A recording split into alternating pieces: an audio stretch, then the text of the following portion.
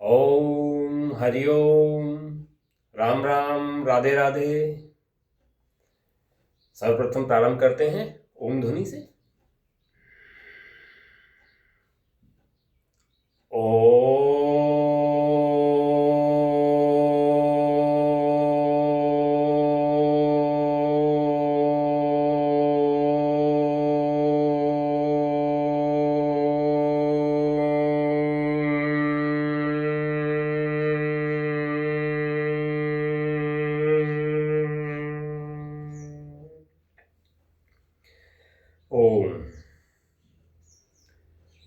अपनी योग यात्रा में आगे बढ़ते हुए साथ में कुछ लोगों की डिमांड आ रही थी, सबसे पहले घुटनों को कवर किया जाए।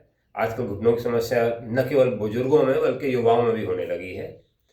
जिनको समस्या नहीं होती उनके घुटनों में कुछ आवाज़ आने लगती है, कट कट की आवाज़ आने लगती है। उनको लगता है कहीं कुछ खराबी तो नहीं, कुछ गड़बड़ तो नहीं। तो इसलिए आज का दिन हम केवल घुटनों के लिए देंगे। घुटनों की परेशानी के लिए हम सबसे पहले जाएंगे उसमें क्या क्या समस्याएं हो सकती हैं। आपस में हड्डियां घिस सकती हैं। उससे पहले स्टार्टिंग से देखें कि हमारे लिगामेंट्स वगैरह उनमें खिंचाव आ सकता है।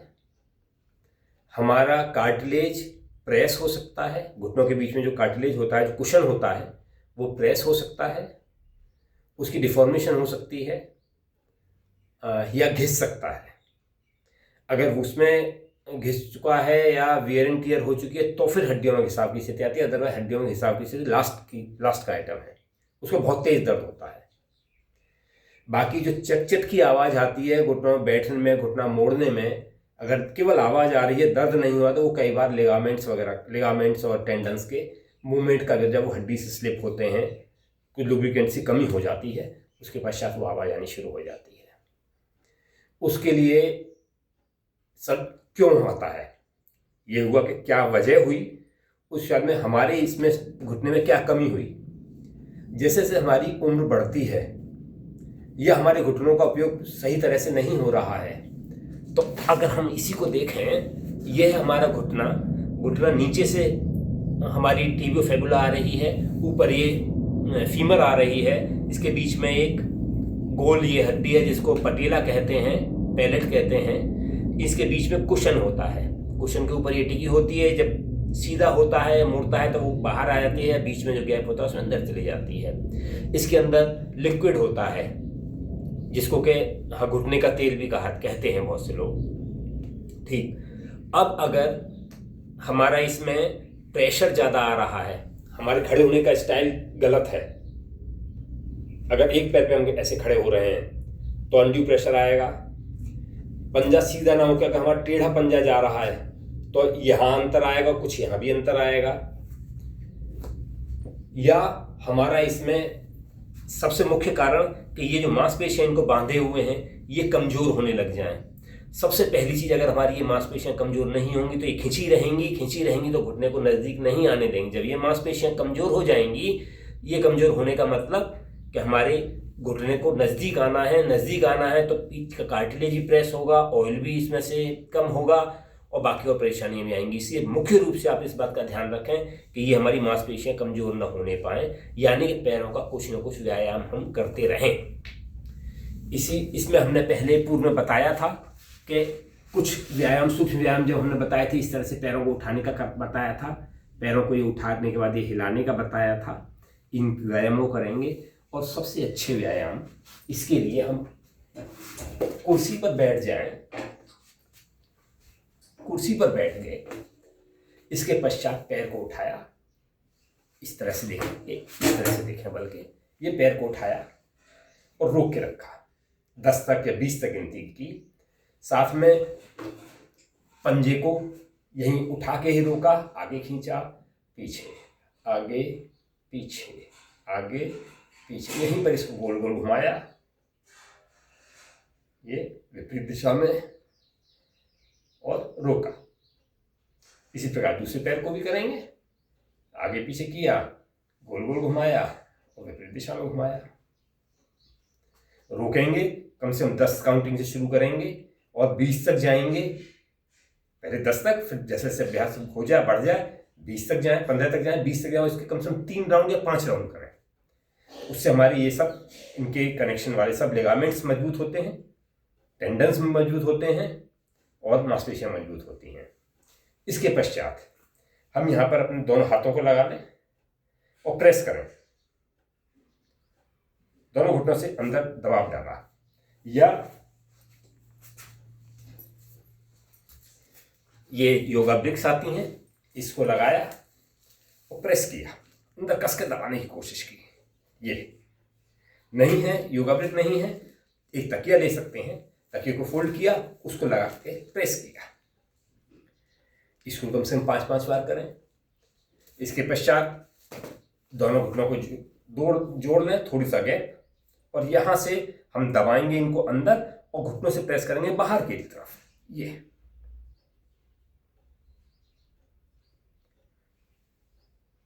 फिर से किया और काउंट किया, 1 2 3 4 5 6 7 8 9 10, ऐसे 10-10 के 3-3 राउंड, बीच में अंदर प्रेस करके भी किए, बाहर से किए। इससे हमारी ये सारी मांसपेशियां सुचारू रूप से कार्य करने लगती हैं, इनमें स्ट्रेंथ बनी रहती है। इसके पश्चात हमने पूर्व में बताया था, एक ब्रिक लेके बताया था, इस तरह से ब्रिक रखी थी और उस पर पैर को मोड़ा था। ये 2 ब्रिक्स ले ली और पैर को मोड़ा, ऐसे करके खड़े हों थोड़ी देर, और ये काफ मसल्स के लिए है, और इसको ऊपर खींचा, ये हटा दिया, पंजे के बजाय ऊपर। आप दीवार का सपोर्ट ले सकते हैं किसी का, या चेयर का सपोर्ट ले सकते हैं। इस तरह चेयर का सपोर्ट लिया, फिर खड़े हो जाए। ये ऐसे कम से कम खड़े होने के बाद फिर काउंटिंग करें, 3 से 5 राउंड करें, और इसी प्रकार पैर को ऊपर करके। इसके अलावा और एक काम कर सकते हैं, ये लिया, ऊपर का पंजा टिकाया इस पर, इसको नजदीक से देखें, ये लिया, पैर देखें, ये पैर लगाया और इसको नीचे प्रेस किया, एड़ी को नीचे प्रेस किया, ये इसी प्रकार दूसरा पैर नीचे प्रेस किया और रोका, काउंट किया, 1 2 3 4 5। ये कुछ क्रियाएं। इसके पश्चात आप लेटने के बाद धनुरासन में, वो सब आगे आएंगे, वो सब बता देंगे, मुख्य रूप से यही। इसके अलावा कुछ खान पान की सावधानियां। घुटने के लिए सबसे अच्छा है हमारा मेथी दाना, रात को 1 चम्मच भिगो दें और सुबह उठ के उसका पानी पी लें और उनको चबा चबा कर खा लें। उसके पश्चात आपके तिल, आजकल जाड़ों के मौसम में तिल बहुत आता है, आप तिल की गजक खाइए और किसी भी तरह से उसको लड्डू बनाइए, किसी तरह से उसको ग्रहण करिए। उसके अलावा आप एक गर्मियों में, अगर गर्मियों में क्योंकि तेल की तासीर थोड़ी गर्म होती है, आप 1 चम्मच या 2 चम्मच तेल को भिगो सकते हैं और उसके बाद या उनको पीस के रख लें, हल्का सा भून के और पीस के रख लें, उसमें बराबर कुछ मीठा मिला लें। अगर शुगर की परेशानी नहीं है, उसमें थोड़ा सा दूध डाल के उसका एक पेस्ट बना के वो खा लें। बहुत अच्छा, सबसे अच्छा जो कैल्शियम होता है हमारे घुटने के लिए, वो तिल में और मेथी 2 चीज़ों में होता है।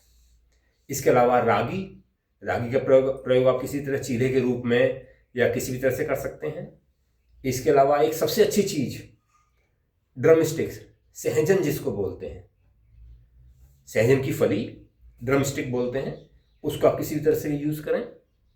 और कैल्शियम के लिए आप दूध, दही या पनीर इनका प्रयोग करें और साथ में कुछ चिकनाई का भी प्रयोग करें। ऐसा ना हो कि बिल्कुल चिकनाई नहीं ले रहे, थोड़ा सा 24 घंटे में 1 चम्मच घी जरूर आपके पेट में जाना चाहिए, वह लुब्रिकेशन में मदद करता है। तो इन्हीं बातों का ध्यान रखें। साथ में जब आप चलें फिरें, उसमें हर वक्त नंगे पैर ठंडे फ्लोर पर न चलें, उससे भी ये शिकायतें आती हैं। फ्लैट चप्पल लेके आप हमेशा बाहर भी न जाएं। आपने देखा होगा हमारे पैर का आकार कुछ नीचे से इस तरह से होता है, बीच का हिस्सा उठा होता है, इस तरह से होता है। अगर देखें, ये पैर एड़ी नीचे है, ये बीच का उठा हुआ है, पंजा नीचे है, और जूते का आकार भी इसी तरह से होता है। यहाँ जो अंदर हड्डियां हैं वो ऊपर जाके इस तरह से हैं ये।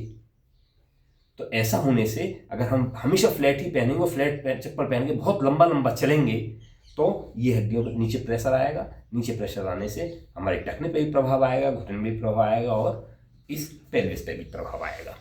तो कहीं अगर बाहर जाना है या वॉकिंग करनी है तो हवाई चप्पल पहन के जो फ्लैट वाली होती है उनको पहनने की बजाय आप जूतों का प्रयोग करें। तो ये छोटी छोटी सावधानियां, एक पैर पर खड़े होने का बताया, वैसे ना खड़े हों, और सूक्ष्म व्यायाम ये स्पेशल बताए हैं। बाकी और चीज़ें हमने पहले बताई हुई हैं। साथ में कुछ ये कर सकते हैं, जैसे पहले एक विष्णु आसन होता है, वो इसमें आएगा, ये लीजिए ऐसे करके हम ये लेट जाएं साइड से और इस पैर से ये पैर को उठा के सीधा पैर घुटना करके पंजा अंदर की तरफ को उसको रोक के रखें। पेट के बल अगर लेट जाएं, ये पेट के बल लेट के आराम से इस पैर को पकड़ने का प्रयास करें। पकड़ में आ जाए तो उसके बाद में इसको ऊपर उठा लें बस। अगर नहीं आता है तो बेल्ट का प्रयोग करें। ये अगर नहीं आया है ये, और इस तरह से उठा लें। हाथ नहीं आ रहा है तो, लेकिन आपका घुटना जरूर लिफ्ट होना चाहिए। यहां से ये लेटे हैं तो घुटना जरूर लिफ्ट होना चाहिए। ये सारी चीजें हैं और बाकी और आसनों में प्रयोग होंगी, जैसे जैसे आती जाएंगी बताते जाएंगे। हाँ, सबसे अच्छा एक हमने चेयर पोज पहले बताया था, इस तरह से उत्कट आसन, ये बैठना, ये पैर जितना हो सकता है हो जाए। अगर शुरुआत में नहीं होता है, चेयर को सपोर्ट ले लें, इस तरह चेयर को लिया और फिर ये इससे सपोर्ट ले लिया, या दीवार का सपोर्ट ले लिया, इस तरह से दीवार के साथ कमर टिका लें और ऐसे बैठे और बैठने का पंजे को उठाएं। ये पूर्व में बताया जा चुका है। ये बाकी और आसनों में जैसे जैसे आएगा वैसे बताते जाएंगे। जोड़ों के लिए इतना आप अगर करते हैं, हफ्ते में अगर 2 दिन भी कर लेते हैं तो पर्याप्त है। आपके घुटनों में कोई भी परेशानी नहीं होगी। अगर दर्द है, कुछ परेशानी, तो दर्द को सहन करते हुए करें, अपनी सीमा का अतिक्रमण न करें। और अगर अभी दर्द नहीं है, केवल चचट की आवाज़ है, तो इनको रेगुलर करें, कम से कम हफ्ते में 3 दिन करें, तो ये समस्या कभी नहीं आएगी। ओम ओम शांति शांति शांति। हरि ओम।